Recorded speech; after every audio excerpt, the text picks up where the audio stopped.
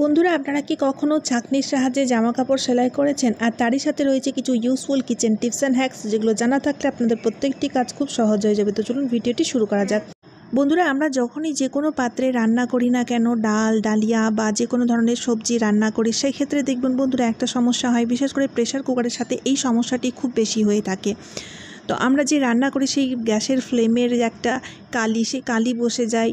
তারপর অনেক সময় দেখা যায় তেল চিটচিটে নোংরা বসে যায়, যার ফলে কি হয়, প্রেশার কুকারের তলায় আগুনের কালি বা তেল চিটচিটে নোংরা বসে যায়, বসে গিয়ে কালো নোংরা জমে যায়। আপনারা প্রত্যেকেই দেখে থাকবেন প্রেশার কুকারের তলার মধ্যে সেই নোংরাগুলো জমে থাকে, যেটা দেখতে খুব বিচ্ছিরি লাগে। আর পরিষ্কার করার সময় অনেক পরিশ্রমও হয়, অনেক ঘষা মাজা করতে হয়।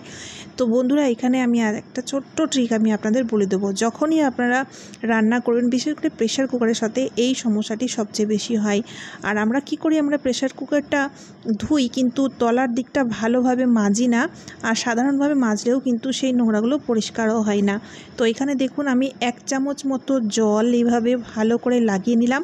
লাগিয়ে নেওয়ার পরে 1/2 চামচ মতো লবণ, যে লবণ আমরা সবজিতে খেয়ে থাকি, সেই লবণ এভাবে দিয়ে ভালোভাবে স্প্রেড করে দিলাম। ঠিক আছে, স্প্রেড করে দেওয়ার পরে এবার রান্না করার আগে এই কাজটি আপনাদের করতে হবে। খুব বেশি জল দিলে হবে না, খুব বেশি জল যদি আপনারা লাগিয়ে দেন তাহলে দেখবেন একটু শোকাতে লাগবে। যেহেতু আমি 1/2 চামচ বা 1 চামচ মতো জল দিয়েছি, তাই শোকানোর কোনো প্রয়োজন নেই। এবার আমি কি করব, এই প্রেশার কুকারের ইউজ নিয়ে আমি ডাল রান্না করব। তো এখানে দেখুন বন্ধুরা, যখন আপনারা এই কুকারটিকে গ্যাসের মধ্যে বসাবেন তখন দেখবেন ফ্লেমটা একটু লাল লাল জ্বলবে। তো বন্ধুরা, আপনাদের চিন্তা করার কোনো কারণে, যেহেতু লবণ লাগানো হয়েছে তাই একটু লাল ফ্লেম জ্বলবে। তারপরে বন্ধুরা, যখন রান্নাটা হয়ে যাবে তখন দেখবেন এই লবণটা এইভাবে শুকিয়ে যাবে। যেহেতু লবণের একটা প্রলেপ ছিল, যার ফলে ফ্লেমের যে কালি, সেই কালিটা কিন্তু প্রেশার কুকারের তলায় একদমই কিন্তু বসতে পারেনি, জমতে পারেনি। যার ফলে আপনাদের প্রেশার কুকারটি সবসময় পরিষ্কার পরিচ্ছন্ন থাকবে।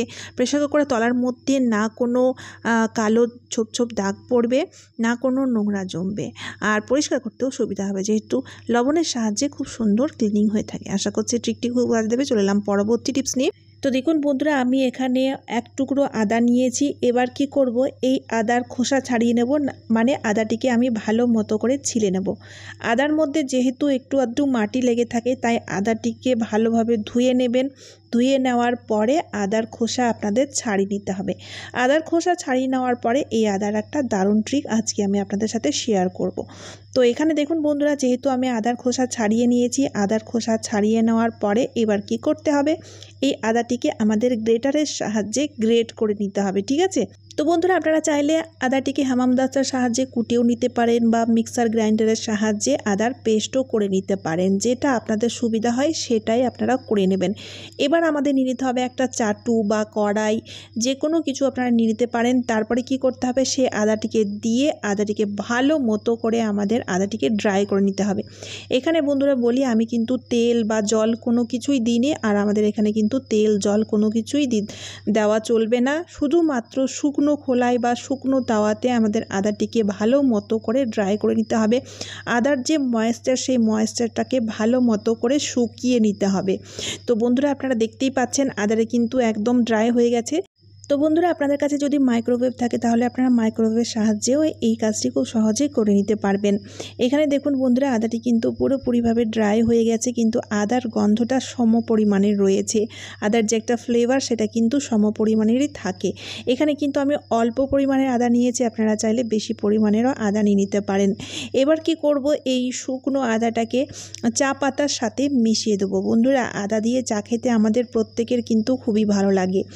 আবার অনেক সময় দেখা যায় আদা থেতো করার ঝামেলার জন্য আমরা অনেক সময় আদা দিয়ে চা খাওয়ার ইচ্ছা থাকলেও কিন্তু আমরা আদা দিয়ে চা বানাতে পারি না, বা অনেক সময় দেখা যায় দুধ চা করার সময় আদা দেওয়ার ফলে চাটি ফেটে গেছে। তো এখানে বন্ধুরা সেই সমস্যাটি হবে না। আর তাছাড়া দেখুন বন্ধুরা, আদার ফ্লেভারটি যেহেতু নষ্ট হয় না, তাই চা পাতাতে আদা মেশানোর ফলে যখন আপনারা চা করবেন তখন আপনারা আদা দিয়ে চা খাওয়ার মজাটাও পাবেন, অথচ আপনাদের আদা কোটার বা আদা গ্রেট করার কোনো ঝামেলাই থাকবে না। আর যেহেতু আদাটাকে দেখুন শুকনো খোলায় ভালো মতো করে ভেজে ড্রাই করে নিয়েছি, তাই এই আদা যখন আমরা চা পাতার সাথে মেশাবো তখন কিন্তু সেই চা পাতা খারাপও হবে না। আশা করছি ট্রিকটি আপনাদের দারুণ কাজে দেবে। চলে এলাম পরবর্তী টিপস নিয়ে। তো বন্ধুরা অনেক সময় দেখা যায় বিশেষ করে বর্ষাকালে বেশি জল ঘাটাঘাটি করলে নখের চারিপাশে ব্যথা লাগে, নখকুনি হয়ে থাকে, এই রকম ধরনের সমস্যা হয়েই থাকে। আর অনেক সময় দেখা যায় বর্ষাকালে নল দিয়ে অনেক নোংরা জল এসে থাকে, বৃষ্টির জল এসে থাকে, যার ফলে এই রকম ধরনের সমস্যা কিন্তু বর্ষাকালে হয়েই থাকে। ফাঙ্গাল ইনফেকশন হয়ে যায়, বিভিন্ন রকম সমস্যা দেখা যায়। তো সেক্ষেত্রে বন্ধুরা ওষুধ খাওয়া ছাড়াই আমরা কিভাবে ঠিক করব তারই একটি ছোট্ট উপায়। গ্যাস জ্বালিয়ে নিতে হবে, নিয়ে নিতে হবে একটা চামচ, সেই চামচটিকে হালকা একটু গ্যাসে গরম করে নিতে হবে। আর চামচটি যখন হালকা একটু গরম হয়ে যাবে তখন আমাদের নিয়ে নিতে হবে অল্প একটু সর্ষের তেল। আমি বাটিতে দেখুন অল্প একটু সর্ষের তেল নিয়েছি, আর সেই গরম চামচের মধ্যে আমি তেলটিকে ভালো মতো লাগিয়েছি। তেলটিকে ভালো মতো লাগানোর পরে এবার আমাদের আঙুলের চারিপাশে যেখানে ব্যথা লাগছে বা নখকুনি হয়েছে সেই জায়গায় আমাদের ভালো মতো করে শ্যাক করে নিতে হবে। এখানে একটা জিনিস আপনারা মাথায় রাখবেন, চামচটি যাতে খুব বেশি গরম না হয় সেই দিকটা লক্ষ্য রাখতে হবে। চামচ যদি খুব বেশি গরম হয়ে যায় সেক্ষেত্রে দেখবেন ছ্যাঁকা লেগে যেতে পারে, তো হিতে বিপরীত হওয়ারও চান্স রয়েছে। তো সেক্ষেত্রে আমাদের একটু সাবধানে এই ট্রিকটি করে নিতে হবে, তাহলেই দেখবেন খুব ভালো রেজাল্ট পাবেন, অথচ ওষুধ খাওয়ার কোনো প্রয়োজন পড়বে না। চলে এলাম পরবর্তী টিপস নিয়ে। বন্ধুরা অনেক সময় দেখা যায় আমাদের এমার্জেন্সি পারপাসে অনেক কাপড় চোপড় হাতে সেলাই করতে হয়। তো সেক্ষেত্রে বন্ধুরা তারই মধ্যে এই যে মোটা ধরনের কাপড়গুলো হয়, যেমন জিন্সের কাপড়গুলো তো বেশ মোটা হয়, তো সেই মোটা কাপড়গুলো সেলাই করতে কিন্তু বেশ কষ্ট হয়। অনেক সময় সূচ ঢোকে না, ঠিকঠাক মতো করে সূচটা চলে না এই মোটা কাপড়ের মধ্যে, বা অনেক সময় দেখা যায় সূচের মুখটা ভোঁতা হয়ে গেছে বা জং ধরে গেছে, যার ফলে সূচটা কিন্তু ভালোভাবে কাজ করছে না। তো সেক্ষেত্রে চটজলদি আপনারা কি করবেন, নিয়ে নেবেন চা ছাঁকনি। চা ছাঁকনি প্রত্যেকের বাড়িতেই থাকে, কিন্তু লক্ষ্য রাখতে হবে চা ছাঁকনি কিন্তু আমাদের এভাবে স্টিলের চা ছাঁকনি নিতে হবে।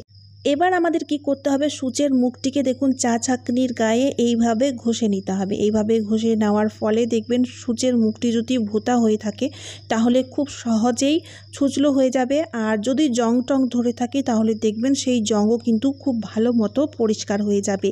তারপরে আমরা এই সূচের ইউজ কিন্তু মোটা কাপড় বা যে কোনো ধরনের কাপড়ের মধ্যে খুব সহজেই ইউজে নিতে পারবো, আর কোনো রকম কোনো সমস্যা হবে না। আশা করছি এই ছোট্ট ট্রিকটি আপনাদের এমার্জেন্সি পারপাসে খুবই কাজে আসবে। তাই বন্ধুরা ভিডিওটি যদি ইউজফুল মনে হয় তাহলে ভিডিওটি বেশি বেশি করে শেয়ার করতে ভুলবেন না। তারই সাথে সাথে চ্যানেলটিকে সাবস্ক্রাইব করে নিতে হবে আর ভিডিওটিকে একটা লাইক দিয়ে দিতে হবে। তো চলুন আবারও দেখা হচ্ছে অন্য কোনো নতুন ভিডিওতে। টাটা বন্ধুরা।